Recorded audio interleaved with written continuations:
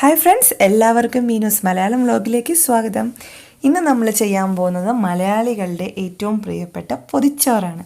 നമ്മൾ സ്കൂളിലൊക്കെ പഠിക്കുന്ന കാലത്ത് ധാരാളം കഴിച്ചിട്ടുള്ള ഒരു വിഭവമാണ് പൊതിച്ചോറ്. പക്ഷേ ഇപ്പം നമുക്കത് ഓർക്കുമ്പോൾ തന്നെ വളരെ കൊതിയുണ്ടെങ്കിലും അധികമൊന്നും നമുക്കതങ്ങനെ പൊതിച്ചോറ് കെട്ടി കഴിക്കാനുള്ള അവസരം ഉണ്ടാവാറില്ല. അപ്പം അത് നമുക്ക് ഇന്നത്തെ നമുക്ക് റെസിപ്പിയിലൂടെ ഒരു പൊതിച്ചോറ് തയ്യാറാക്കാം. അതിനു വേണ്ട കുറച്ച് കറികൾ, അതിൻ്റെ റെസിപ്പീസുമാണ് ഞാനിവിടെ കാണിക്കുന്നത്. ഫസ്റ്റായിട്ട് ഫിഷ് ഫ്രൈ ആണ്. അതിന് ഞാനിവിടെ എടുത്തിരിക്കുന്നത് ശീലാവ് എന്ന് പറയുന്ന മീനാണ്. ഇത് പല സ്ഥലങ്ങളിൽ പല പേരിലായിരിക്കും അറിയപ്പെടുന്നത്. ഇവിടെയൊക്കെ ഞങ്ങൾ പറയുന്നത് ശീലാവ് എന്നാണ്. കുറച്ച് നീളം കൂടിയ ടൈപ്പുള്ളൊരു മീനാണ്. നമുക്ക് ഈ ഫിഷ് ഫ്രൈക്ക് വേണ്ടിയിട്ടുള്ള അരപ്പ് എങ്ങനെ തയ്യാറാക്കുന്നതെന്ന് നോക്കാം. അതിന് വേണ്ടിയിട്ട് ഞാനിവിടെ എടുത്തിരിക്കുന്നത് ഒരു 2 കഷ്ണം ഇഞ്ചി, പിന്നെ ഒരു 5-6 അല്ലി വെളുത്തുള്ളി, പിന്നെ കറിവേപ്പില വേണം, പിന്നെ ഒരു അരമുറി നാരങ്ങയുടെ നീരും വേണം, പിന്നെ പൊടികൾ വേണം, അത് ഞാൻ പറയാം കേട്ടോ. അപ്പം ഇതെല്ലാം കൂടെ നമ്മൾ മിക്സിയിൽ ജസ്റ്റ് ഒന്ന് അരച്ചെടുക്കുകയാണ്. ഇനി ഞാനിതിലേക്ക് ചേർക്കാൻ പോകുന്ന പൊടി മഞ്ഞൾപ്പൊടി, ഒരു 1/2 ടീസ്പൂൺ മഞ്ഞൾപ്പൊടി ചേർക്കുക. പിന്നെ നമുക്ക് വേണ്ടത് മുളക് പൊടിയാണ്. മുളക് പൊടി എരിവനുസരിച്ച് കൂട്ടുകയോ കുറയ്ക്കുകയോ ഒക്കെ ചെയ്യുക. ഞാനിപ്പോൾ ഇവിടെ ഒരു ടേബിൾ സ്പൂൺ മുളക് പൊടി ചേർക്കുന്നുണ്ട്. ഇതിപ്പോൾ 1/2 കിലോ മീൻ അടുത്തുണ്ട്, അതിനുള്ള അരപ്പിനുള്ള കണക്കാണ് ഞാൻ പറയുന്നത്. പിന്നെ കുരുമുളക് പൊടി, അത് ഞാൻ കുറച്ച് കൂടുതൽ ഇടുന്നുണ്ട്. എരിവിന് വേണ്ടി മുളക് പൊടിയേക്കാളും കൂടുതൽ കുറച്ച് കുരുമുളകാണ് ചേർക്കുന്നത്. അതിപ്പോൾ ഞാനൊരു ഏകദേശം ഒരു ടേബിൾ സ്പൂൺ 1.5 ടേബിൾ സ്പൂൺ ചേർത്തിട്ടുണ്ട്. നിങ്ങൾ എരിവനുസരിച്ച് ചേർക്കുക. പിന്നെ നമ്മൾ അതിലേക്ക് നാരങ്ങ, ഒരു പകുതി നാരങ്ങ പിഴിഞ്ഞ് ചേർക്കുകയാണ്. അപ്പോൾ ഇതിനകത്ത് പിന്നെ പ്രത്യേകിച്ച് വെള്ളമൊന്നും ചേർത്ത് അരയ്ക്കേണ്ട ആവശ്യമില്ല. കാരണം ഈ നാരങ്ങയുടെ നീരിൽ ഉള്ള അങ്ങ് അരഞ്ഞ് കിട്ടിയാൽ മതി. അല്ലെങ്കിൽ എന്താണെന്ന് വെച്ചാൽ ഒത്തിരി വെള്ളമായിപ്പോയി ഈ അരപ്പ് മീനിലേക്ക് പിടിക്കില്ല. അപ്പോൾ വെള്ളം ചേർക്കണ്ട. ഇനി നമുക്കിതൊന്ന് അരച്ചെടുക്കാം. കുറച്ച് തരിതരിപ്പായിട്ട് അരച്ചെടുത്താൽ മതി. തീരെ അങ്ങ് അരഞ്ഞു പോകേണ്ട ആവശ്യമില്ല. അപ്പം ഞാൻ ഇത് അരച്ചെടുത്തിട്ടുണ്ട്. ഇപ്പോൾ കണ്ടോ, കുറച്ച് ഇഞ്ചി അതിൻ്റെയൊക്കെ ആ ഒരു നാര് പോലെ നമുക്ക് കാണാൻ പറ്റും. അങ്ങനെ അരച്ചെടുത്താൽ മതി. തീരെ അങ്ങോട്ട് നല്ല എന്താ പറയുക, നന്നായി അരഞ്ഞ് പോകേണ്ട ആവശ്യമില്ല.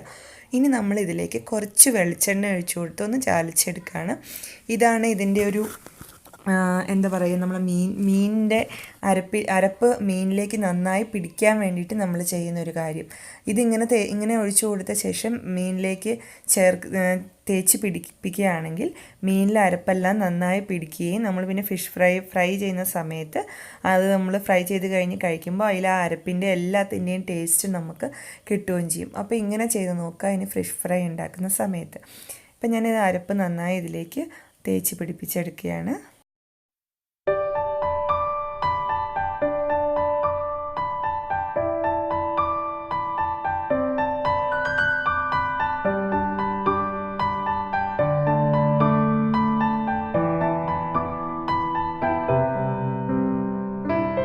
നമ്മുടെ ഫിഷിൽ നന്നായിട്ട് അരപ്പൊക്കെ പിടിച്ച് നന്നായിട്ട് ഇരിപ്പുണ്ട്. ഇനി നമ്മളിത് കുറച്ച് നേരം ഫ്രിഡ്ജിൽ, ഒരു അരമണിക്കൂർ ഫ്രിഡ്ജിൽ വയ്ക്കുക. ആ സമയത്ത് നമുക്ക് കൂർക്ക മെഴുക്ക് പുരട്ടിയെടുക്കാം. അതിന് വേണ്ടി ഞാൻ കൂർക്ക ചെറുതായിട്ട് നുറുക്കി നന്നായിട്ട് എന്താ പറയുക, അതിൻ്റെ ഇതൊക്കെ കളഞ്ഞ് ആവശ്യത്തിന് വെള്ളം ഒഴിച്ച് ഉപ്പും ഇട്ട് വേവിച്ചെടുക്കാൻ പോവാണ്. അപ്പോൾ കൂർക്ക ഇതിപ്പോൾ ഏകദേശം ഒരു 1/2 കിലോ കൂർക്കയോളം വരും. അത് ഞാൻ കുറച്ച് നൈസായിട്ടാണ് അരിഞ്ഞെങ്കിൽ, നിങ്ങൾക്ക് കുറച്ച് വലുതായിട്ട് അരിയണമെങ്കിൽ അങ്ങനെ ചെയ്യാം. ഇപ്പം ഞാനിത് വെള്ളം ഒഴിച്ച്, കൂർക്കയ്ക്ക് വെള്ളം കുറച്ച് കൂടുതൽ ഒഴിക്കണം, നല്ല വേവുണ്ട്. ഇനി കൂർക്ക വെന്ത് ഉപ്പിട്ട് നമ്മൾ വേവിച്ചെടുത്ത ശേഷം ഇനി ഇത് മെഴുക്ക് പുരട്ടാനായിട്ട് പോവുകയാണ്. അതിന് വേണ്ടിയിട്ട് ഒരു പാൻ വെച്ചിട്ട് അതിലേക്ക് കുറച്ച് വെളിച്ചെണ്ണ ഒഴിച്ചു കൊടുക്കുക. വെളിച്ചെണ്ണ നന്നായിട്ട് ചൂടായി വരുന്ന സമയത്ത് നമുക്ക് അതിലേക്ക് ചെറിയ ഉള്ളി അരിഞ്ഞു വച്ചിരിക്കുന്നത് ചേർത്ത് കൊടുക്കാം. സവാള ചേർക്കരുത് കേട്ടോ, ചെറിയ ഉള്ളി തന്നെ ചേർക്കണം, അതാണ് അതിൻ്റെ ടേസ്റ്റ് കിട്ടുന്നത്.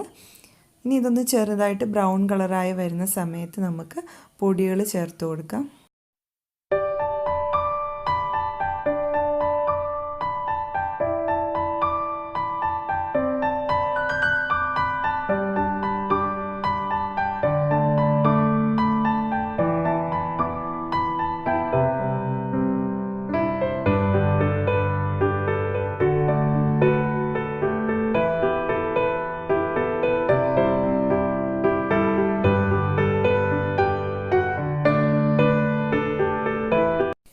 നമുക്കിതിലേക്ക് ഒരു 1/2 ടീസ്പൂൺ മഞ്ഞൾപ്പൊടി ചേർക്കാം.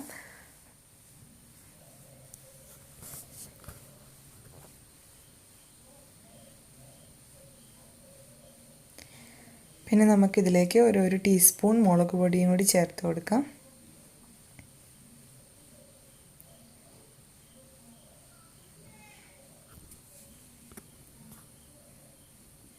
ഇനി കുറച്ച് കറിവേപ്പില ഇട്ട് കൊടുക്കുക. ഇനി നമ്മളിതിലേക്ക് ചേർത്ത് കൊടുക്കാൻ പോകുന്നത് ചതച്ച മുളകാണ്. ചതമുളക് എന്ന് പറഞ്ഞാൽ നമുക്ക് കടയിലൊക്കെ വാങ്ങാൻ കിട്ടുമല്ലോ. അല്ലെങ്കിൽ നമ്മളതിൽ മുളകുണ്ടെങ്കിൽ ജസ്റ്റ് മിക്സിയിൽ നിന്ന് ക്രഷ് ചെയ്തെടുത്താലും മതി. ഇത് ഇതിനൊരു പ്രധാനമായിട്ട് ചേർക്കേണ്ട ഒരു ഇൻഗ്രീഡിയൻ്റ് ആണ് കേട്ടോ. എന്താണ് കൂർക്ക മെഴുക്കുവരട്ടിക്ക് നല്ല ടേസ്റ്റ് കിട്ടാൻ വേണ്ടി സഹായിക്കും. ഇനി നമ്മളിതിലേക്ക് നമ്മൾ വേവിച്ച് വെച്ചിരിക്കുന്ന കൂർക്ക ചേർത്ത് കൊടുക്കുക. ഇനി ഇതെല്ലാം കൂടി ഒന്ന് യോജിപ്പിച്ചെടുത്ത് വെളിച്ചെണ്ണയിൽ കിടന്ന് ഒന്ന് നന്നായിട്ടൊന്ന് മുരിഞ്ഞ് വന്നു കഴിഞ്ഞാൽ നമ്മുടെ കൂർക്ക മെഴുക്കുവരട്ടി റെഡിയാണ്. ഇങ്ങനെ കൂർക്ക മെഴുക്കുവരട്ടി ഉണ്ടാക്കുമ്പോൾ ഒരു പ്രത്യേക ടേസ്റ്റാണ്. എല്ലാവരും ഒന്ന് ട്രൈ ചെയ്ത് നോക്കുക. എന്നിട്ട് എന്നെ അറിയിക്കണം എങ്ങനെ ഉണ്ടായിരുന്നു എന്നുള്ളത് കമൻറ്റ് ചെയ്യണം. പൊതിച്ചോറിൻ്റെ കൂടെ കൂർക്ക മെഴുക്കുവരട്ടി ഒരു പ്രത്യേക ടേസ്റ്റാണല്ലേ. അപ്പോൾ എല്ലാവരും ഒന്ന് ട്രൈ ചെയ്ത് നോക്കുക. അപ്പോൾ ഇത് സിമ്മിലിട്ട ശേഷം കുറച്ച് നേരം ഒന്ന് ഇങ്ങനെ കിടക്കട്ടെ. അപ്പോഴാണ് നന്നായിട്ടൊന്ന് മുരിഞ്ഞ് കറക്റ്റ് പാകമായിട്ട് വരുള്ളൂ. ഫ്ലെയിം കൂട്ടി വയ്ക്കരുത്, സിമ്മിലിട്ട ശേഷം മാത്രം വയ്ക്കുക, അടച്ചൊന്നും വയ്ക്കേണ്ട. അപ്പോൾ നമ്മുടെ കൂർക്ക മെഴുക്കുവരട്ടി ഇവിടെ റെഡിയാണ്. ഇനി അടുത്തതായിട്ട് നമ്മൾ ചെയ്യാൻ പോകുന്നത് മാങ്ങ ചമ്മന്തിയാണ്. അതിന് വേണ്ടി ഒരു 5-6 വറ്റൽമുളക്, 5-6 ചെറിയ ഉള്ളി, പിന്നെ മാങ്ങ ചെറുതായിട്ട് അരിഞ്ഞെടുത്തിട്ടുണ്ട്, പിന്നെ ഒരു 1/2 കപ്പ് തേങ്ങയും. ഇതെല്ലാം കൂടി നന്നായിട്ടൊന്ന് അരച്ചെടുത്താൽ നമ്മുടെ മാങ്ങ ചമ്മന്തി റെഡിയാണ്. ഇനി നമ്മൾ ചെയ്യാൻ പോകുന്നത് മോര് കറിയാണ്. മോര് കറിക്ക് വേണ്ടിയിട്ട് ആദ്യം ഞാൻ കുറച്ച് എണ്ണ ഒഴിച്ച് കൊടുക്കുകയാണ്. ഇനി ഒന്ന് കടുകൊക്കെ ഒന്ന് താളിച്ചെടുക്കാം. ഞാനിവിടെ സംഭാരം തലേദിവസം ഉണ്ടാക്കി വെച്ചിരുന്ന സംഭാരം ഇഞ്ചി മുളകൊക്കെ ചതച്ചിട്ട് വെച്ചിരിക്കുന്നതാണ്. അത് വെച്ചിട്ടാണ് ഇപ്പോൾ മോര് കറി ചെയ്യാൻ പോകുന്നത്. അതൊരു പ്രത്യേക ടേസ്റ്റാണ് കേട്ടോ. അപ്പോൾ ഞാനിപ്പോൾ കടുക് ഇട്ട് കൊടുത്തിട്ടുണ്ട്. അത് ഒന്ന് ഇതായി വരുമ്പോൾ നമുക്ക് ഒരു 1/4 ടീസ്പൂൺ ഉലുവ ഇട്ട് കൊടുക്കാം. ഇപ്പോൾ കടുക് ഉലുവയൊക്കെ നന്നായിട്ട് പൊട്ടി വന്നിട്ടുണ്ട്. ഇനി നമുക്ക് കുറച്ച് വറ്റൽമുളക് മുറിച്ചിട്ട് കൊടുക്കാം. ഇനി കുറച്ച് കറിവേപ്പില ചേർത്ത് കൊടുക്കാം.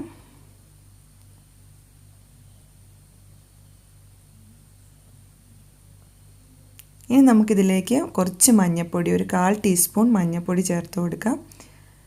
അതുപോലെ തന്നെ ഒരു 1/4 ടീസ്പൂൺ മുളക് പൊടി.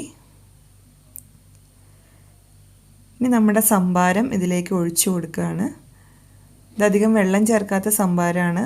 അതുകൊണ്ട് മോര് തിളപ്പിക്കുമ്പോൾ നന്നായിട്ട് നല്ല കുറുകി വരും. ഇത് തിളച്ചങ്ങ് വരണ്ട, ജസ്റ്റ് ഒന്ന് പതഞ്ഞ് വരുന്ന സമയത്ത് ഓഫ് ചെയ്യുക, ഫ്ലെയിം ഓഫ് ചെയ്യുക. നമ്മുടെ മോര് കറിയും റെഡിയാണ്.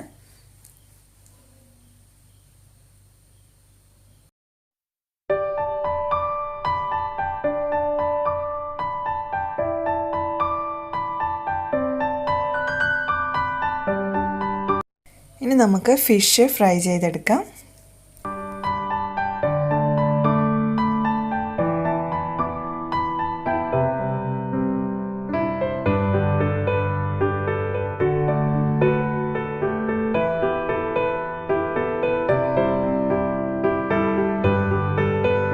ഇനി നമുക്ക് പൊതിച്ചോറിന് വേണ്ടിയിട്ടുള്ള വാഴയില വെട്ടിക്കൊണ്ടുവരാം. വാഴയില വെട്ടാൻ എൻ്റെ കൂടെ ഒരാളും കൂടി ഉണ്ട് കേട്ടോ.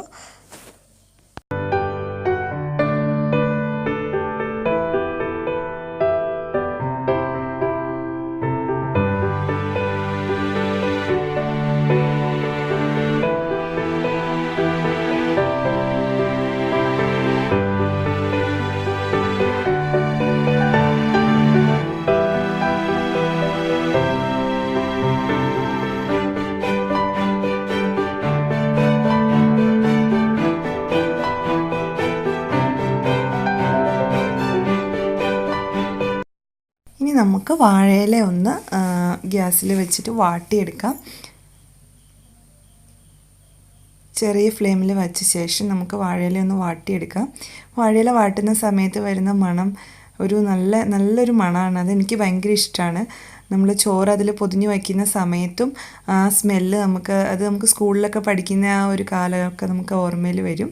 അത് കഴിഞ്ഞാൽ നമുക്ക് പക്ഷേ ഇങ്ങനെ കഴിക്കാനുള്ള അവസരം അധികം കിട്ടുന്നില്ലല്ലോ. അപ്പോൾ എല്ലാവരും ഇങ്ങനെയൊക്കെ ഒന്ന് ഇടയ്ക്ക് ട്രൈ ചെയ്ത് നോക്കുക, ഒരു രസം. അപ്പം നമ്മുടെ വാഴയില നന്നായിട്ട് വാട്ടിയെടുത്തിട്ടുണ്ട്. ഇനി നമുക്ക് ഇതിലേക്ക് വേണ്ടിയിട്ട് ഒരു സാധനവും കൂടി ഉണ്ടാക്കാനുണ്ട്. അതെന്താണെന്ന് വെച്ചിട്ടുണ്ടെങ്കിൽ ഓംലെറ്റ്. അതിപ്പോൾ ഞാനത് കാണിക്കേണ്ട അത്യാവശ്യമൊന്നുമില്ല, എല്ലാവർക്കും അറിയാം ഓംലെറ്റ് എങ്ങനെയാണ് ഉണ്ടാക്കുന്നതെന്ന്. എങ്കിലും ഞാൻ ഒന്ന് ജസ്റ്റ് ഒന്ന് ഇതിൽ ചെയ്യുന്നുണ്ട്. ഓംലെറ്റ് ചെയ്തെടുക്കുന്നത് എങ്ങനെയാണെന്ന് നമുക്ക് നോക്കാം. അപ്പോൾ അതിന് വേണ്ടിയിട്ട് ഞാനിവിടെ പച്ചമുളകും ഉള്ളിയും കുറച്ച് മഞ്ഞൾപ്പൊടി ഉപ്പും ചേർത്ത് മുട്ട നന്നായിട്ട് അടിച്ചെടുത്തിട്ടുണ്ട്. ഇനി എണ്ണ ഒഴിച്ച് ചൂടാവുമ്പോൾ നമുക്ക് ഇതിലേക്ക് ചേർത്ത് കൊടുക്കാം. മഞ്ഞൾപ്പൊടി കുറച്ച് മതി, ഒരു കളറിന് വേണ്ടി മാത്രം. അപ്പോൾ ഇനി ഞാൻ ഉള്ളി കുറച്ച് വലുതായിട്ടൊക്കെ ആട്ടോ അരിഞ്ഞേക്കുന്നത്, ചെറുതായിട്ട് വേണമെങ്കിൽ അങ്ങനെ അരിഞ്ഞെടുക്കാം. ഇനി ഞാനത് ചൂടായിട്ടുണ്ട്, ഇതിലേക്ക് ഒഴിച്ചു കൊടുക്കുകയാണ്.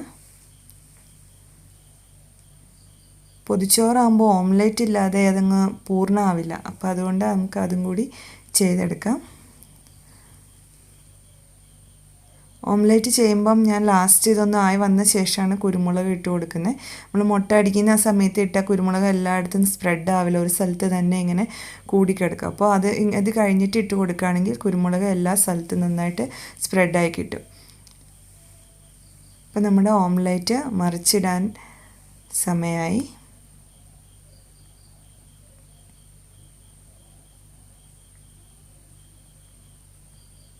അപ്പോൾ അതാ നമ്മുടെ ഓംലെറ്റും ഇവിടെ റെഡി ആയിട്ടുണ്ട്. ഇനി നമുക്ക് പൊതിച്ചോറ് തയ്യാറാക്കിയെടുക്കാം. അതിന് വേണ്ടി ഞാനൊരു ന്യൂസ് പേപ്പർ വെച്ചിട്ട് അതിൻ്റെ മുകളിൽ ഒരു ഇല വെച്ചിട്ടുണ്ട്. ഇനി നമുക്ക് ചോറിട്ട് കൊടുക്കാം.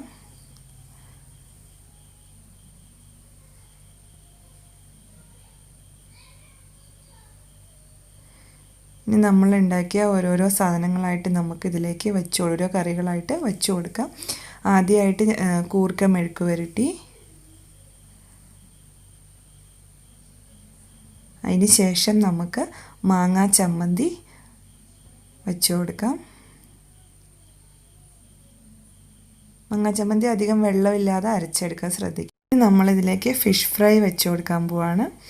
ഞാനിവിടെ 2 ഫിഷ് ഫ്രൈ ആണ് ഇതിലേക്ക് വയ്ക്കുന്നത്, 2 കഷ്ണം. ഫിഷ് നല്ല അരപ്പൊക്കെ നന്നായി പിടിച്ച് നല്ല എരിവും ഉപ്പൊക്കെ കറക്റ്റായിട്ട് വന്നിട്ടുണ്ട്.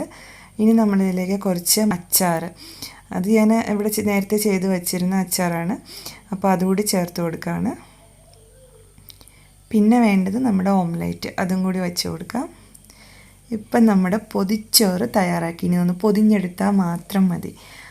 അപ്പം നമ്മുടെ മോരുകറിയും മറന്നുപോയി, മോരുകറിയും കൂടി വേണം കേട്ടോ. അത് നമ്മൾക്ക് ഒഴിച്ച് കഴിക്കാൻ, അതിൽ ഒഴിച്ച് എടുക്കാൻ പറ്റില്ലല്ലോ, അപ്പോൾ ഒരു പാത്രത്തിലാക്കി വെച്ചിട്ടുണ്ട്. അപ്പോൾ ഇത് പൊതിഞ്ഞെടുത്ത ശേഷം നമ്മൾ തുറന്ന് മോരുകറി ഒഴിച്ച് നമുക്ക് കഴിക്കാം. അപ്പോൾ എല്ലാവർക്കും ഇഷ്ടപ്പെട്ടു എന്ന് വിചാരിക്കുന്നു. എല്ലാവരും ട്രൈ ചെയ്ത് നോക്കുക, വളരെ ടേസ്റ്റിയാണ്.